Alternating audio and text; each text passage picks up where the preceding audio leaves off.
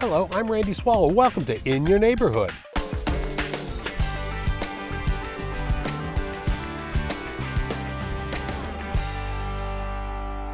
For the next half hour, we'll talk county issues, District G issues, with a man who represents the area, the Vice Chair of the Board of County Commissioners, Commissioner Jim Gibson. Good afternoon, Commissioner. How are you today? I'm It's good to be here. Isn't it beautiful here? Oh my goodness. It's fantastic. We're here at the soon-to-open pickleball courts at Sunset Park in District G. District G stretches from the South Strip through a number of mature East Side neighborhoods, parts of Henderson and Green Valley. This massive district also includes Boulder City all the way to Lake Mead. Here's a quick look in your neighborhood, District G.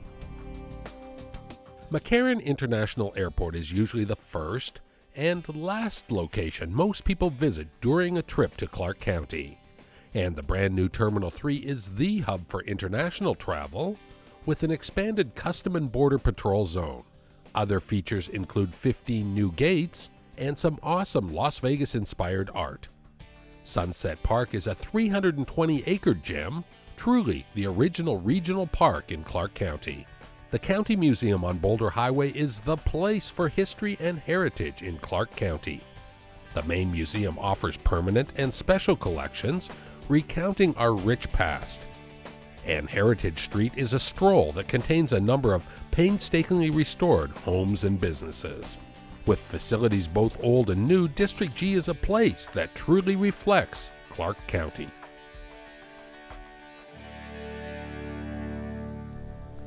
Commissioner, obviously our viewing audience can see we're on a construction site here, and pickleball. What's the deal with pickleball, Commissioner? I know our newest park, Cougar Creek Park, in Commissioner Jones, they've added pickleball courts there. Your friend Commissioner Kirkpatrick, you always have a running gag with her pickleball courts out at Bob Price, but they're not good. These are going to be the sweetest pickleball courts when they're completed here at Sunset Park. In the entire valley, yes.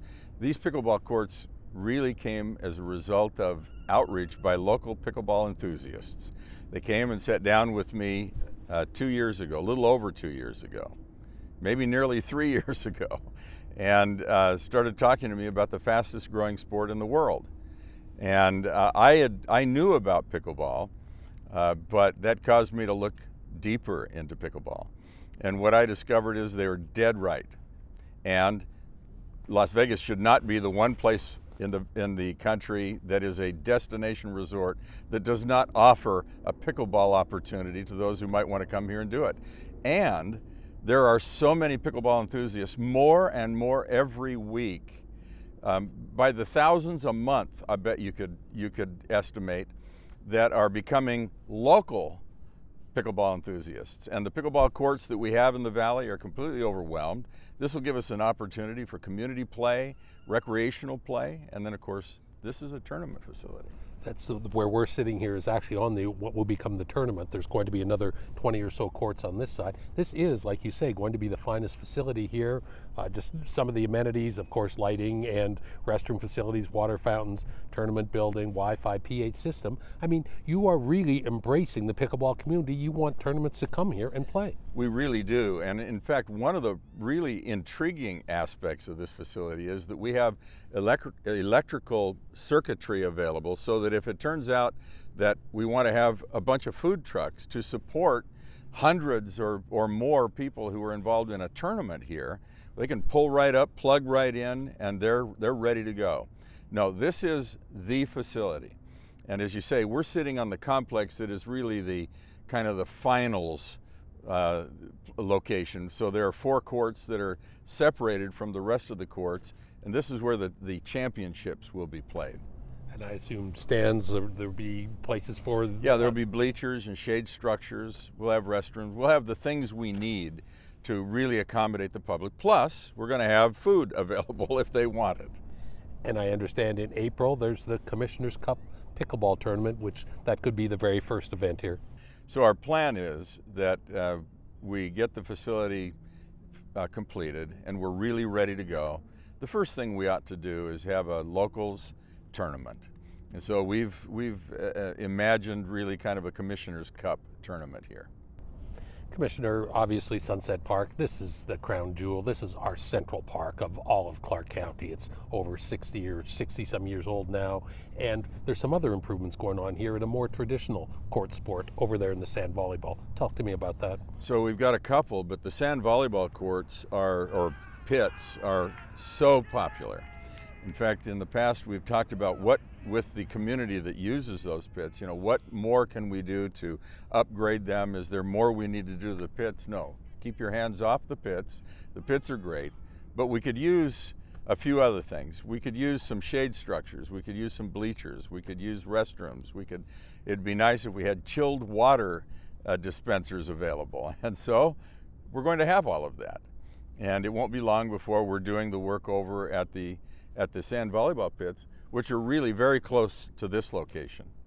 And that is going to be an upgrade that will make that the finest of its kind really anywhere. It'll be equal to anything you could find anywhere, including on a beach.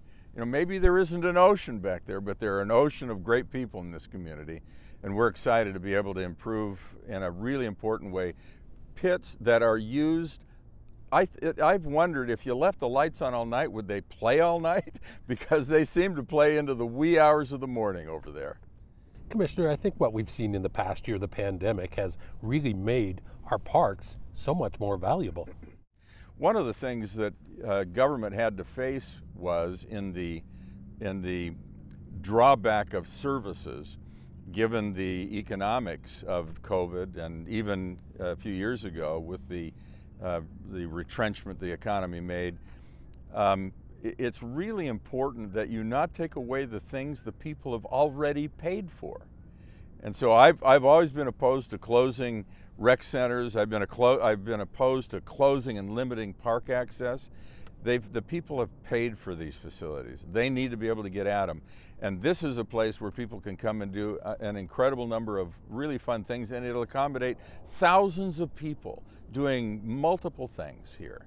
It's an incredible place. I'll tell you this though, there are some things we need to do to freshen this incredible park.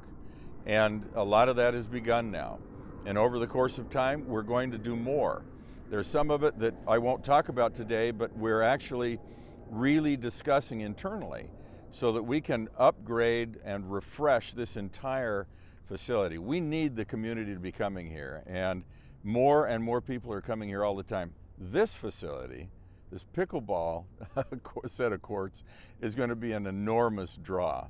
If you ask people who play pickleball, it's hard for them to get court time. I have a son who plays, I don't know how frequently he plays. I probably don't want to know how frequently he plays. But he was telling us the other night that it had been for months, they would show up at a certain hour and their group of 8 or 10 teams could just keep playing all night. They got there and there were people already sitting on the wall, on the fence, waiting for their chance to get on the court. And that's happening everywhere. It's just caught on. And we're going to be the pickleball capital of the world. That's what we're headed for. And if 24 doesn't do it, we'll figure out how to do more. You mentioned how beloved this park is, Commissioner. I know there's our good friends at Get Outdoors Nevada who put together amazing volunteer cleanups and different efforts and things like that. They're holding an event here at Sunset Lake later in April. That's right. It's really important. April 23rd is our date. We need to keep working as a community. We can't just employ people who are maintenance workers. There's way more than that is required. And the Get Outdoors Nevada folks are so committed to all of our structured park facilities, and frankly, a whole lot more than that in this valley. They're going to help us, and we really expect that we'll be able to do a lot. We have people coming here every day, all day, and there's no way that a crew can drive around and trim and cut and water and repair and all of that and pick up all the trash. So our goal is to really refresh in every way. And I think there's another thing that we want our constituents to know. The people of this community need to work really hard to continue to take care of this and all of our park facilities. And if you see something that shouldn't be happening, then you need to make a call and let us know that. We're really anxious to continue to work with our constituents to find out what they want to do, how they want to use parks, and to team with them in protecting what we have so that we're able to preserve this so that another 75 years comes and goes and we've got a special opportunity for people. Commissioner, let's spend a couple of minutes talking about COVID and what the county, Clark County, and other local governments have been doing to assist people here. Obviously, testing is still a very valuable part of what's going on here, COVID, but now we've seemed to have moved in more into the vaccinations. Talk to me about vaccinations and how that effort will continue to be administered across the county. Well, to begin with, we knew, and it proved itself to be true, that we would get limited supply of vaccine. And we have found all the arms that we could possibly find, and we're not wasting any of that vaccine. We're making certain that we're maintaining the lanes that were designed by the governor's plan to get people tested. We started with 75 and older, we went down to 70 and older, we're now to 65 and older. We've done first responders. Teachers have an important place in the plan. We're going to get to everyone, and we have already administered hundreds of thousands of vaccinations, and we're poised to do many times that. In fact, our plan is that we will continue to find, prepare, train, and staff up to do community facilities, whether they're owned by the community or whether they're privately owned, everywhere we can get them in this valley. Because at the end of the day, if we're going to achieve the immunity levels that we all aspire to, so that we can get back to worrying about the other things that matter and not just COVID, we've got to have hundreds of thousands more vaccinations over the next several months. And we believe, from what we're told, that Washington will be providing the vaccine. We just need to be ready so we don't waste a day. And so even today, I was in meetings with people at the county as we work to figure out where those locations will be, how many people are required to staff them up, and how we'll interface with our emergency services personnel to make that a good experience for people. All right, well, we must take a short break, but when we come back, we'll come back with the Commission Vice Chair, Jim Gibson, here on In Your Neighborhood. Stay tuned.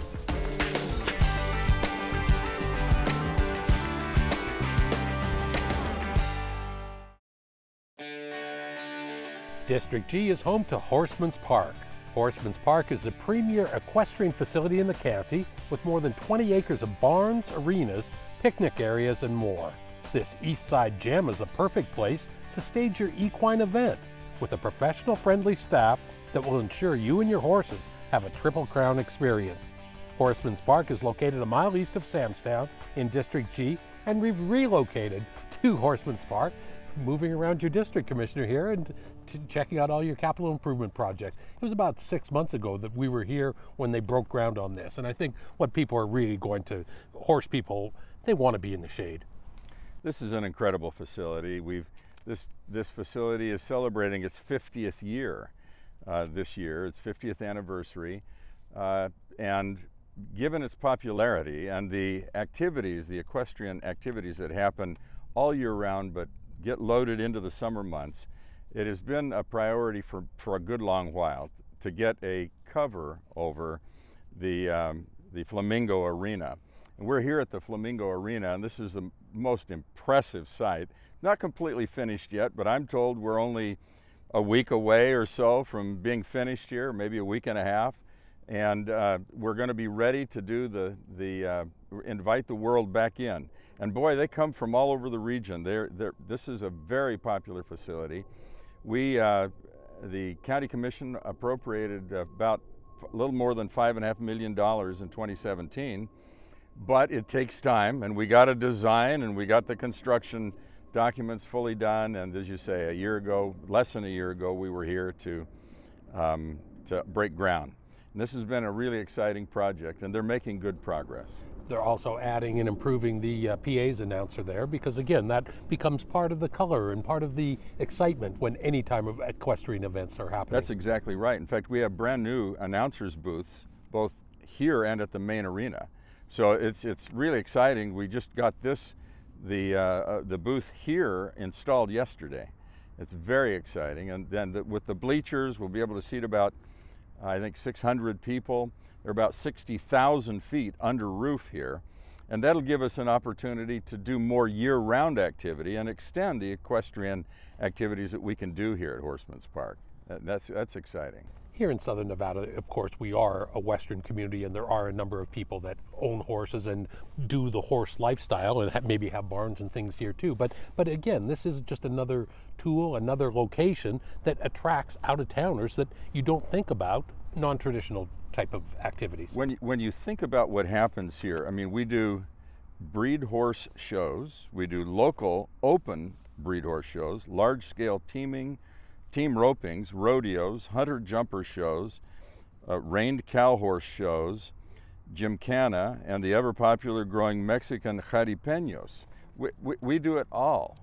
It's probably jaripeneos, but it's incredible stuff. Some of it is cultural, as I indicated, but this isn't a dying part of our community. This is a really vibrant, active, dynamic part of our community, and this facility gets used all the time. And we encourage people to use it every chance they get. Commissioner, recently I know you had a chance to tour the new Pinball Hall of Fame on the south end of the Strip with Tim Arnold. He's a dynamic individual that has been running the Pinball Hall of Fame for decades out there. And people don't realize a couple things about that place. Most people go there with some quarters and things like that, but it's a Hall of Fame. It's a nonprofit organization. They've donated over $1 million to various charities here in Clark County over the years. Tim has been one of the most important donors to charities in all of Southern Nevada for a decade, maybe more. And his relocating of the Pinball Museum is really important. What's interesting is it's going to be another terrific asset on Las Vegas Boulevard, right in the heart of the tourist district. And he's got about 30,000 square feet there, I think. He's going to have as many as 700 pinball machines available to play. I mean, it's not just walk through and see what people used to do. It's bring quarters and get in line, because there's going to be a whole lot of demand for playing time there.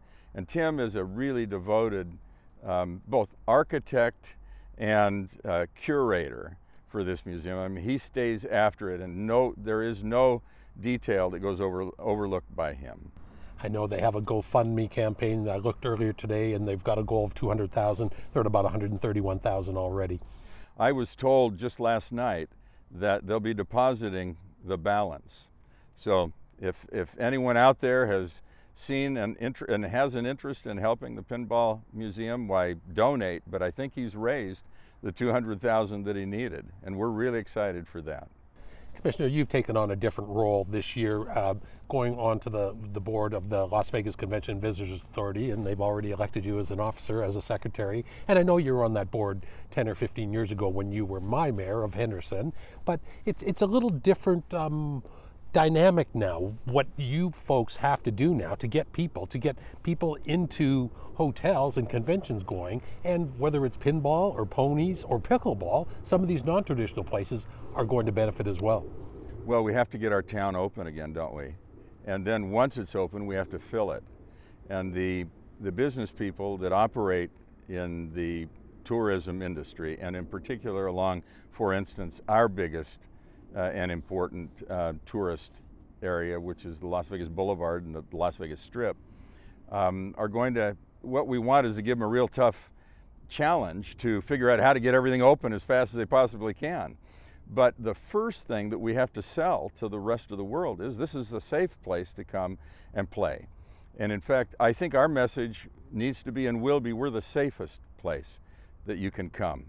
And this destination has overcome lots of obstacles in the past. This is the greatest, I would say, and I'm sure my colleagues who are in the business sector would say that's the case, but we're ready. And so as we continue to make progress on COVID, As we talked about a few minutes ago, we continue to vaccinate this entire population. As the vaccine itself becomes available to us, we're going to do our part. And then as the business people who own and operate those facilities work with the labor that will be really responsible for delivering up the incredible Las Vegas experience to people, we're going to get there. But first, we've got to take on COVID and beat it back. And so it's on all of us to get out there and get vaccinated, because that's the way we demonstrate to the rest of the world we're the place you can come and do it safely. At one of your recent LVCVA meetings, I know everything you seem to be pointing towards the World of Concrete in June. Is that still kind of on schedule, We're hoping Commissioner? for that. I mean, we're not in complete control of it, but the trends are all going in the direction we need them to go in. And we've got to, if I could say anything, I would say we've got to quicken the pace, because those folks cannot wait forever to make decisions about how to handle the World of Concrete trade show. We're convinced we can get there, but the timelines are pretty tight on us, and we're hoping this community will step up like it needs to do so that we can get the vaccines out there and continue to see the 14-day infection rate decline. And that's what's happening today. The infection rate has declined enormously. In fact, it's less than half of what it was just 3 weeks ago. So we're excited that we're headed in the right direction, but that's a very important show for us. I'd say there are probably others looking at what happens with the World of Concrete. And so we're committed to hosting them. We're expecting and hoping we can be fully open by then. And our plan is to do it, to just make it happen. But we've got to do it on a timeline that is not of our making. And so we're working really hard to get there. Commissioner, another one of your assignments is a member of the Las Vegas Metropolitan Police Department's Fiscal Affairs. They are going through their budget. Bring us up to date on what is needed from that end of law enforcement. Well, during the downturn, they did what all the departments of the county and all the cities have done. They figured out how to save money, and they've done as much as they needed to do with less. But the area that we need to really pay attention to now is the recruitment area. Our objective has always been to keep the number of police officers at the right level. And so a decision was made by the sheriff and presented to the Fiscal Affairs Committee as a part of our preliminary budget analysis. We reviewed that, and what the sheriff has done is he's taken 38 positions that were formerly civilian positions and determined to characterize them as police positions, which will give us an opportunity. We already have budget for part of what we pay those people, so it's not a full-on 38 from nothing to where we'll be, but it gives us an opportunity very quickly to identify where we're going to get the people. And then we're going to have now between 5 and 6 of the training programs put together, so the academies that the Metropolitan Police Department conducts will be a little larger. We'll get back to a larger number of them, and our hope is over the course of the year we'll catch back up. And if we're able to do that, that'll be a great thing. But I'll tell you what, the Metropolitan Police Department has performed admirably under difficult circumstances, and they have proven that our commitment to them is very much worth doing. And we in the city are partners, City of Las Vegas and we are partners in the Metropolitan Police Department, and we continue to fund them.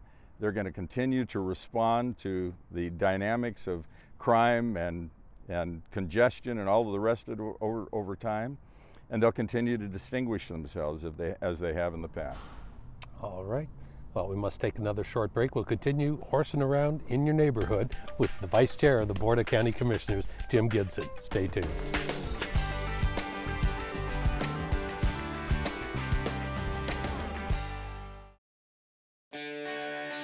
District G is home to Sunset Park.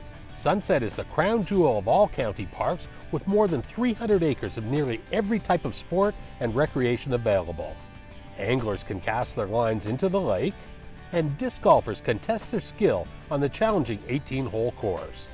Pickleball will soon become a staple here, with a state-of-the-art tournament-style facility that will open very soon. Sunset Park is located at Sunset and Eastern in District G. And speaking of District G, we're talking with the man who represents the area, your commissioner, Commission Vice Chair Jim Gibson. Commissioner, I know you and your staff are very busy working on a number of things here, and you have some special events down in the Whitney community. Tell me about some of those upcoming events. So our Whitney Rec Center is a very important part of everything that happens in this district. It's over on Missouri near Boulder Highway. And we have remarkable staff over there who help us, and we have community partners with whom we work all the time.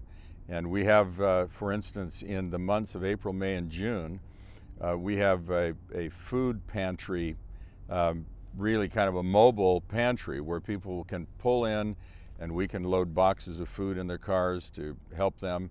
It's an opportunity for our the Southeast Area Command of the Metropolitan Police Department to work with my office and the community and the Parks and Rec Department and other volunteers to make sure that we're not missing people. And there are a lot of people that right now are either falling through the cracks or threatening to go there. We need to make sure that we stay in touch with them and we continue to meet their needs to the extent we can. So Whitney Rec Center is an incredibly important part of what we do. We're going to do an Easter bunny trail over there where people will be able to come through and get treats, and we'll have volunteers and Metro and everyone that is typically our supporter over there. We appreciate so much all the work the volunteers do. And this is a way that we can take care of at least 350 kids. This is one that'll happen on the 2nd of April from 10 in the morning till noon. And we're going to have a really cool experience there. It'll be for the first 350 kids in that time frame. I mentioned the partnering that we did on the food pantry. We have the Culinary Academy. I need to make sure that I mention them.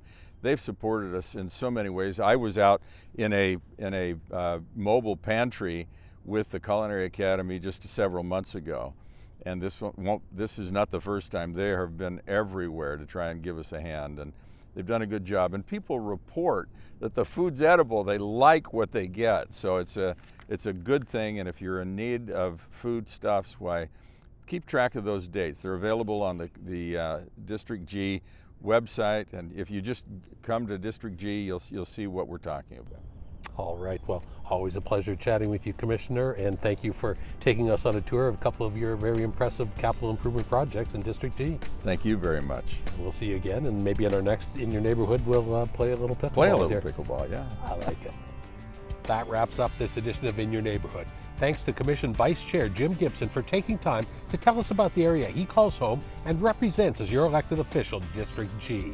If you have any questions about this show or ideas for upcoming segments in your neighborhood, call me. I'm at 455-6357 or send off an email to rsw@clarkcountynv.gov. On behalf of our production staff, I'm Randy Swallow. We'll see you again next time in your neighborhood.